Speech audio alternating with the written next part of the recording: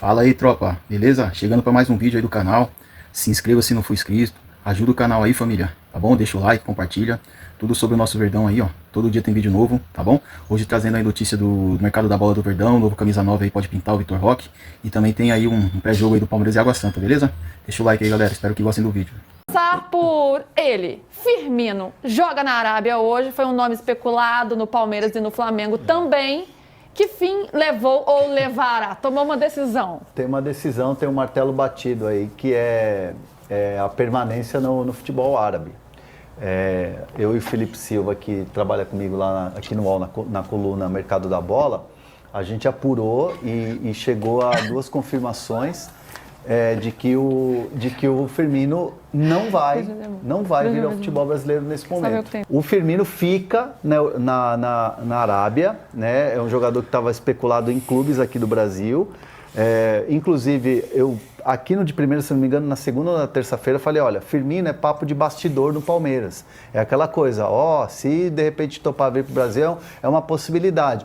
O jornal AS da Espanha noticiou que o interesse do Palmeiras no Firmino poderia jogar uma água no chope lá no interesse do Vitor Roque. E eu, na verdade, tenho uma outra apuração, que o Palmeiras, nesse momento, está focado no Vitor Roque. Que o foco é o Vitor Roque quando ele decidir a situação dele lá no Betis. Porque, assim, o Betis contratou Cucho Hernández, que é um colombiano, 24 anos, tem o Antony, brasileiro, que está emprestado do United, então assim, está bem servido de atacantes. Pode ser que o Vitor Roque volte de empréstimo e aí é que entra o Palmeiras para negociar.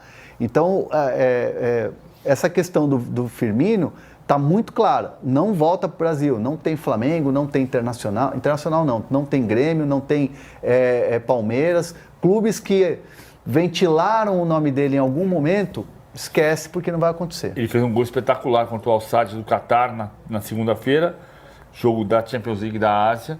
O Al-Ahly, time dele, está em segundo lugar na fase de liga, no grupo dele.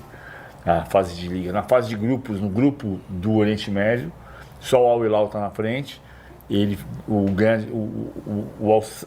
O Al-Ahly ganhou no Qatar do Al-Sadd, que é o time do Claudinho. O Claudinho não veio para o Palmeiras e foi para o Al-Sadd.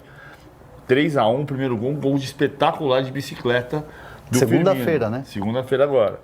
E o Vitor Roque, sobre o Vitor Roque, o presidente, inclusive, do Betis, deu uma declaração que pode animar ainda mais os palmeirenses, de repente pode até esquentar mais essa negociação, porque ele não deu nenhuma garantia de renovação com o Vitor Roque por lá. Lembrando que o Vitor Roque está emprestado pelo Barcelona ao Betis até junho. Ele falou, aliás, a gente tem até a declaração dele aí, que ele diz que ainda é cedo para ver essa situação, aí na tela para vocês, que tem que ter confiança no Vitor, ver como ele termina o ano, que tem uma possibilidade aberta. E se as duas partes estiverem de acordo para continuidade, pode rolar, mas ainda é cedo. É certo que nos faz falta fazer gols em geral, e ele ainda cita essa situação de ele ter agora um competidor aí nessa briga no ataque, porque o Cucho Hernández chegou lá no Betis, então é mais uma concorrência aí, as palavras do Ángel Raro, que é o presidente do Betis. A bem da verdade é que assim, quem cobre o futebol espanhol, e além de eu ter conversado com pessoas que cobrem o futebol La Liga e tal, tem o Joaquim Pieira, né, que é o repórter do AS que trabalha aqui no Brasil, que é espanhol, mas é mais brasileiro do que espanhol, né? E assim, a crítica que se faz ao Vitor Roque é que ele chegou no Barcelona, estava muito tímido, tudo bem, tinha um tal de Lewandowski lá que ele tinha que disputar a posição, mas ele acabou perdendo espaço porque faltou ali uma imposição. Aí foi para o Betis fez bons jogos, mas ainda não convenceu lá. E principalmente não convenceu a crítica espanhola. Eu acho o Vitor Roque muito bom jogador, eu acho ele um jogador top, acho que ele encaixaria muito bem no Palmeiras. Então é uma questão também do jogador nesse momento decidir se é melhor para ele dar esse passo atrás, entre aspas, porque muita gente vê que foi cedo para a Europa, voltou agora. Isso aconteceu com o Pedro. Pedro foi para a Europa, voltou e virou o Pedro da seleção brasileira. O Gabigol. O Palmeiras está numa situação do Campeonato Paulista que requer atenção, tá? Em relação à classificação. Não é uma situação confortável. O Palmeiras abre essa rodada dentro da zona de classificação do seu grupo. Porém, a 4 pontos do São Bernardo. Então nós estamos falando de uma equipe que tem uma rodada para desperdiçar e não será ultrapassada pelo Palmeiras, e é bom lembrar que não há confronto direto, e está empatado com a Ponte Preta com 12 pontos. Então, hoje o Palmeiras está se classificando, antes da bola rolar, nos critérios de desempate. E ao final dos jogos de hoje, 2/3 do campeonato já estarão encerrados, acabados, terminados. Só 4 rodadas para finalizar a primeira fase. Então, não é uma situação de absoluto conforto, de que pode perder jogo tranquilo, pode perder ponto tranquilo, porque não há confronto direto nessa primeira fase de Campeonato Paulista. Então não tem como bater de frente um jogo de 6 pontos. Dito isso, os testes seguirão. O técnico Abel Ferreira entende de que é sim necessário manter a ideia de movimentar o time titular para entender quais são as melhores formações, projetando um ano com competições mais importantes do que o Campeonato Paulista. E é verdade. Querendo ou não, se você perguntar para qualquer torcedor do Palmeiras, elenque aí, do primeiro ao último, os torneios mais importantes da temporada. O Paulistão estará na última colocação para todos os torcedores. Estará atrás do Brasileiro, estará atrás da Copa do Brasil, estará atrás da Libertadores, estará atrás, naturalmente, do Super Mundial. Estará atrás de todos esses. E é bom destacar que o Campeonato Paulista é aquele que dá maior margem para você testar e mesmo assim sair vitorioso dos confrontos. Não existe garantia no futebol, mas adversários de segunda, terceira e quarta divisão é garantido que você vai pegar na primeira fase do Campeonato Paulista. Na Copa do Brasil você não sabe. Na Libertadores você não pegará. No Brasileiro você não pegará. No Super Mundial muito menos. Então é um momento que lhe dá maior liberdade para testar, ao passo que também é o início da temporada e, portanto, você consegue montar uma planilha de treinos na qual você vai aos poucos dando minutagem para os atletas e conseguindo mantê-los frescos e pouco desgastados enquanto a temporada começa. Dito isso, se os testes seguirão, e a gente sabe que seguirão, eles não são como os primeiros testes. Não há mais divisão de grupo A e grupo B. O técnico Abel Ferreira já deu a entender isso na última entrevista coletiva. Ele vai testar sistemas diferentes, com peças diferentes, mas sem dividir entre grupo A e grupo B. Todo mundo partindo do mesmo lugar, como foi contra o Guarani e como foi contra o Corinthians. Se os testes seguirão, será que o 9 volta a campo? Será que o Palmeiras voltará a ter um centroavante como teste na próxima formação? Vamos lembrar que contra o Guarani, o técnico Abel Ferreira abriu a partida num 4-2-4. O técnico Abel Ferreira colocou em campo uma formação que tinha 2 meias, 2 atacantes, 2 volantes, mas esses 2 meias eram os atacantes por dentro e os 2 atacantes eram pontas abertos. Facundo e Estevão abertos, Maurício e Veiga por dentro, Aníbal e Rios sendo os volantes da equipe. 2 laterais e 2 zagueiros. Mas ele termina o jogo contra o Guarani testando uma outra formação com camisa 9 em campo, diferentemente dessa. O Thales entra, ele coloca Mike e Piquerez para que eles façam os alas e montam um 3-4-3, com Facundo e Estevão sendo pontas por dentro, tendo o Thales como referência e os alas soltos. E no derby, ele volta a usar esse 3-4-3, só que, diferentemente do 3-4-3 que ele usou contra o Guarani, em que havia um camisa 9 em campo, o técnico Abel Ferreira usa um falso 9 nesse 3-4-3, que é o Maurício. Com isso, o Maurício sai bastante da área e, em muitas ocasiões, pode até formar um 3-5-2 com Facundo e Estevão tentando cair um pouco mais para dentro com os alas se soltando. São sistemas diferentes, sendo testados com peças diferentes, mas o fato é que o Palmeiras tem um camisa 9, que é o Thales, o Palmeiras tem um camisa 9, que é o Flaco, 2 jogadores que nesse momento não estão sendo tão utilizados. O Thales entrou no segundo tempo contra o Corinthians numa situação bastante atípica, tendo em vista que o Corinthians tinha um jogador a menos, mas era muito mais circunstancial colocar Thales, Luigi, tudo que tinha no banco de atacante, inclusive o Benedetti como centroavante.